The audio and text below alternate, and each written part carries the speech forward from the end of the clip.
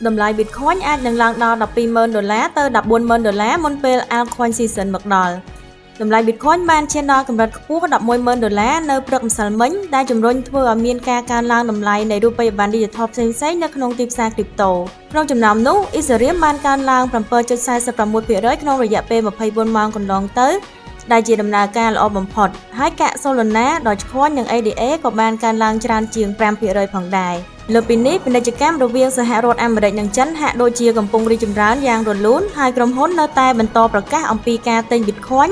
និងព័ត៌មានវិជ្ជមានផ្សេងទៀតបានធ្វើឲ្យទីផ្សារប្រសើរឡើងហើយថែមទាំងមានដំណឹងថា altcoin season នឹងមកដល់ឆាប់ៗនេះផងដែរប៉ុន្តែលោក James Win ដែលជា trader ដ៏ល្បីឈ្មោះម្នាក់បានបង្ហោះការពីម្សិលមិញថា altcoin season នឹងមិនមកដល់ឆាប់ៗនេះទេគាត់បានបន្ថែមទៀតថាគាត់ឃើញមនុស្សជាច្រើនបានប្រើប្រាស់លុយច្រើនណាស់ទៅលើ altcoin ប៉ុន្តែការបែងចែកហានិភ័យរបស់ពួកគេដើម្បីវិនិយោគទៅលើ Bitcoin គឺសឹងតែមិនមានទាល់តែសោះគាត់ថា Bitcoin dominant ទំនងជានឹងកើតឡើងដល់កម្រិតខ្ពស់ដែលមិនធ្លាប់មានពីមុនមកដូច្នេះវាអាចនឹងធ្វើឲ្យ altcoin season នឹងមិនមកដល់ឆាប់ៗនេះទេលោក James Win បានសន្និដ្ឋានថា altcoin season នឹងកើតឡើងនៅពេលដែល Bitcoin dominant ចាប់ផ្ដើមធ្លាក់ចុះឬមានតម្លៃស្ថិរភាព